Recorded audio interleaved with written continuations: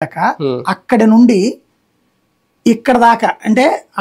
దాన్ని ఏమంటామంటే మనకు కరెక్ట్ గా చెప్పాలంటే పైపుల్ రోడ్ లో రైట్ సైడ్ కాకుండా లెఫ్ట్ సైడ్ మీకు ఒక కట్ట కనబడతా ఉంటది అక్కడ ఇప్పటికి కూడా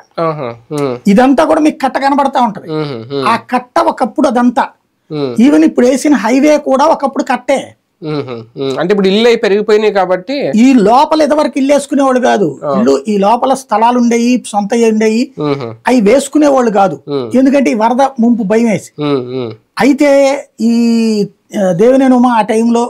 ప్రాబ్లం లేదు బుడమేరుకి ఫాలోఅప్ చేసేసామన్నాక అప్పుడు పుట్టుకొచ్చిందే నందమూరి నగర్ లాంటి ఇప్పుడు ఆ ఏరియా కాస్ట్లీ అయిపోయింది హైయెస్ట్ కాస్ట్లీ అయిపోయింది ఆ ఏరియా ఇప్పుడు ఇందిరానాయక్ నగర్ ఇట్లాంటి వాటిలో పోలీసులకు ఎప్పుడో ఇస్తే వేసుకోలేదు వాళ్ళు ఇల్లు చాలా ఏళ్లపాటు ఇదంతా ప్రాబ్లం లేదు అన్నాక అక్కడ పెద్ద పెద్ద కన్స్ట్రక్షన్స్ వచ్చేసినాయి అవన్నీ ఇవాళ మీరు చూస్తే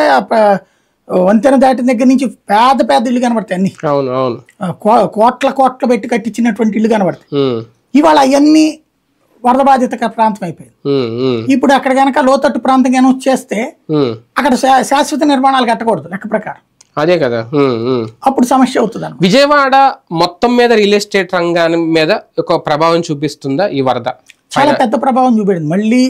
రియల్ ఎస్టేట్ ఎప్పటికి పెరుగుద్దో తెలియదు ఆ ప్రాంతానికే పరిమితం అవుతుందా విజయవాడ సరౌండింగ్ మొత్తం ఉంటుందా ఇది అంటే మీకు విజయవాడలో మాక్సిమం ఉన్నటువంటి రూట్ ఇప్పుడు కొనుక్కుంటున్నటువంటి రూట్ అంతా అంటే ఇక్కడ రెండు రకాలు ఉంటది